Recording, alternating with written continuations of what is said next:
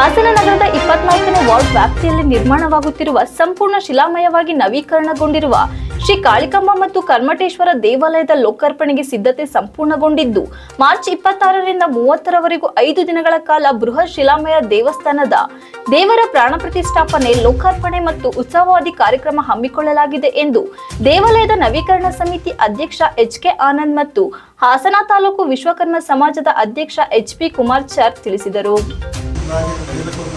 ಅಭಿಪ್ರಾಯ ಬಂದ ಹಿನ್ನೆಲೆಯಲ್ಲಿ ಅಷ್ಟಮಂಗಲ ಪ್ರಶ್ನಾ ಚಿಂತನೆಯನ್ನು ಪುತ್ತೂರಿನ ಖ್ಯಾತ ಜ್ಯೋತಿಷಿ ಸ್ವಾಮಿನಾಥನ್ ಪಡಿಕರ್ ಅವರಿಂದ ಅಷ್ಟಮಂಗಲ ಪ್ರಶ್ನಾ ಚಿಂತನೆ ನಡೆಸಿದ್ವಿ. ಆಗ ಪ್ರಶ್ನಾ ಚಿಂತನೆಯಲ್ಲಿ ಈ ಕ್ಷೇತ್ರದಲ್ಲಿ ಮೈಲಿಗೆ ಬರ್ತದೆ. ಮೈಲಿಗೆ ಅಂತಂದರೆ ನಾವು ಈ ಸಮುದಾಯ ಭವನ ಮತ್ತು ದೇವಸ್ಥಾನ ಎರಡು ಒಟ್ಟಿಗೆ ಇತ್ತು. ಆ ಸಂದರ್ಭದಲ್ಲಿ ಜನರಲ್ ಆಗಿ ಬಂದು ಸ್ವಲ್ಪ ಬೇರೆ ಬೇರೆ ರೀತಿ ಸಮುದಾಯ ಭವನ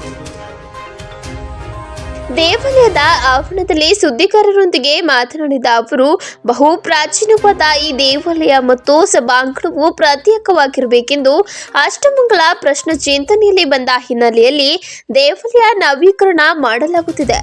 ಸಂಪೂರ್ಣ ಶಿಲಾಮಯವಾದ ಈ ದೇವಾಲಯವನ್ನ ಸರಿಸುಮಾರು 5 ಕೋಟಿ ರೂಪಾಯಿ ವೆಚ್ಚದಲ್ಲಿ ದಾನಿಗಳು ಮತ್ತು ಸಮಾಜ ಬಾಂಧವರ ಸಂಪೂರ್ಣ ಸಹಕಾರದೊಂದಿಗೆ ನಿರ್ಮಾಣ ಮಾಡಲಾಗುತ್ತಿದೆ ಎಂದರು. ಕಳೆದ 2 ವರ್ಷಗಳಿಂದ ಕಾರ್ಕಳದ ಪ್ರಖ್ಯಾತ ಶಿಲ್ಪಿ ಕೃಷ್ಣಾಚಾರ್ಯ ಅವರು ದೇವಾಲಯಗಳ ವಾಸ್ತುಶಾಸ್ತ್ರ ಅನ್ವಯ ನಿರ್ಮಾಣ ಮಾಡಿರುವ ದೇವಾಲಯದಲ್ಲಿ ಶ್ರೀ ಕಾಳಿಕಾಂಬ ಮತ್ತು ಕರ್ಮಟೇಶ್ವರ ದೇವರುಗಳಿಗೆ ವಿಶೇಷ ಗರ್ಭಗುಡಿ ನಿರ್ಮಿಸಲಾಗಿದೆ. ಇದಕ್ಕೆ ಪೂರಕವಾಗಿ ಸಮಾಜದ ವಿವಿಧ ಸಂಘಟನೆಗಳ ಗುರು ಹಿರಿಯರ ಸಲಹೆ ಸಹಕಾರ ಪಡೆಯಲಾಗಿದೆ ಎಂದು ವಿವರಿಸಿದರು. ದೇವಾಲಯದ ನವೀಕರಣ ಸಮಿತಿ ಪ್ರಧಾನ ಕಾರ್ಯದರ್ಶಿ ಎಚ್.ಪಿ. ಹರೀಶ್ ಮಾತನಾಡಿ, ಈ ಬೃಹತ್ ಶಿಲಾಮಯ ದೇವಸ್ಥಾನದ ದೇವರ ಪ್ರಾಣ ಪ್ರತಿಷ್ಠಾಪನೆ, ಲೋಕಾರ್ಪಣೆ ಮತ್ತು ಉತ್ಸವಾದಿ ಕಾರ್ಯಕ್ರಮಗಳನ್ನು ಮಾರ್ಚ್ 26ರಿಂದ 30ರವರೆಗೆ ನೆರವೇರಿಸಲಾಗುವುದು ಎಂದು ಮಾಹಿತಿ ನೀಡಿದರು. ಈ ಕಾರ್ಯಕ್ರಮಗಳಲ್ಲಿ ಅರಿಮಾದನಹಳ್ಳಿ ಮಠದ ಶ್ರೀ ಶಿವಸುಜ್ಞಾನ ತೀರ್ಥ ಮಹಾಸ್ವಾಮಿಗಳು, ಮಾಜಿ ಪ್ರಧಾನಿ ಎಚ್.ಡಿ. ದೇವೇಗೌಡ, ಧರ್ಮಸ್ಥಳದ ಧರ್ಮಾಧಿಕಾರಿ, ರಾಜ್ಯಸಭಾ ಸದಸ್ಯ ಶ್ರೀ ವೀರೇಂದ್ರ ಹೆಗಡೆ, ಮೈಸೂರು ರಾಜವಂಶಸ್ಥ ಶ್ರೀ ಯದುವೀರ್ ಕೃಷ್ಣದತ್ತ ಚಾಮರಾಜ ಒಡೆಯರ್, ಶಿಲ್ಪಿ ಅರುಣ್ ಯೋಗಿರಾಜ್, ಸಮಾಜದ ಎಲ್ಲ ಸ್ವಾಮೀಜಿಗಳು ಮತ್ತು ಹಲವರು ಗಣ್ಯರು ಆಗಮಿಸಲಿದ್ದಾರೆ ಎಂದು ಹೇಳಿದರು. ಸುದ್ದಿಗೋಷ್ಠಿಯಲ್ಲಿ ಸಮಾಜದ ಮುಖಂಡರಾದ ಎ. ಬ್ಯಾಟರಂಗಚಾರ್, ಎಚ್.ಪಿ. ಹರೀಶ್, ಕೇಶವ್ ಪ್ರಸಾದ್, ಅನಿಲ ಪದ್ಮನಾಭ, ಎಚ್.ಕೆ. ಸತೀಶ್, ಶ್ರೀನಿವಾಸ್ ಗೋಪಾಲಾಚಾರ್, ಶ್ರೀಕಂಠಮೂರ್ತಿ, ಲೋಕೇಶ್, ಸುರೇಶ್, ಆನಂದ್, ನಾಗೇಶ್ ಮತ್ತು ಮೋಹನ್ ಇತರರು ಉಪಸ್ಥಿತರಿದ್ದರು. ವಾಸ್ತು ನಿರ್ಣಯ ಮಾಡಿ ತುಂಬಾ ಅದ್ಭುತವಾಗಿ ಕೆತ್ತನೆ ಕೆಲಸವನ್ನು ಮಾಡಿದ್ದಾರೆ ಅಂತ ನಾವು ಭಾವಿಸ್ತೇವೆ. ಆ ಒಂದು ಶಿಲ್ಪ ಕೆಲಸವನ್ನು ಕೃಷ್ಣಾಚಾರ್ಯ ತಂಡ ಕೆಲಸ ಮಾಡ್ತಾರೆ. ಅವ್ರಿಗೂ ಸಹ ಗೌರವ ಸಮರ್ಪಣೆ ಮಾಡಿ ಹಾಸನಲ್ಲೇ ಒಂದು ಒಳ್ಳೆಯ 700 ವರ್ಷ ಇತಿಹಾಸ ಇರತಕ್ಕಂಥ ಈ ದೇವಸ್ಥಾನಕ್ಕೆ ಮುಂದೆ ಅಭಿವೃದ್ಧಿಯ ಹೋಗಬೇಕು. ಸಮಾಜ ಬಾಂಧವರಿಗೂ ಒಂದು ಈ ಕ್ಷೇತ್ರದಲ್ಲಿ ಒಂದು ಎಲ್ಲ ದೇವಿಯ ಆಶೀರ್ವಾದ ಸಿಗಬೇಕು. ದೇವಿಯ ಸೇವೆಯನ್ನು ನಿರಂತರವಾಗಿ ನಾವೆಲ್ಲ ಮಾಡ್ಕೊಂಡು ಬರ್ತಾ ಇದ್ದೀವಿ. ಆ ಒಂದು ಜಗನ್ಮಾತೆಗೆ ಒಂದು ಒಳ್ಳೆ ಭವ್ಯವಾದ ಒಂದು ಮಂದಿರವನ್ನು ನಿರ್ಮಾಣ ಮಾಡಿ ಆ ಪ್ರಾಣ ಪ್ರತಿಷ್ಠಾಪನೆ ಮಾಡಿ ಕ್ಷೇತ್ರದಲ್ಲಿ ವಿಜೃಂಭಣೆಯಿಂದ ಮಾಡಬೇಕು ಅಂತ ಇದು ನಮ್ಮ ನಿರೀಕ್ಷೆ ಇಟ್ಕೊಂಡು ಈ ಕೆಲಸವನ್ನು ಮಾಡಿದ್ದೀವಿ.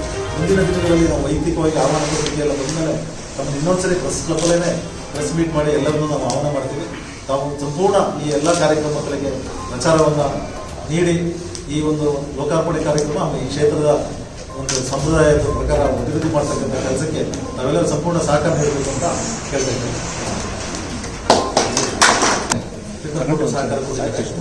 ದೇವೇಗೌಡ ಫ್ಯಾಮಿಲಿಯವರಿಗೆ ಏನಾದ್ರು ಇದಾಗಬಹುದು ಅನ್ನೋದೊಂದು ಪ್ರಶ್ನೆಗಳಿಗೆ ಬಂದಾಗ ನಾವು ಸ್ವಲ್ಪ ಭಯಪಟ್ವಿ.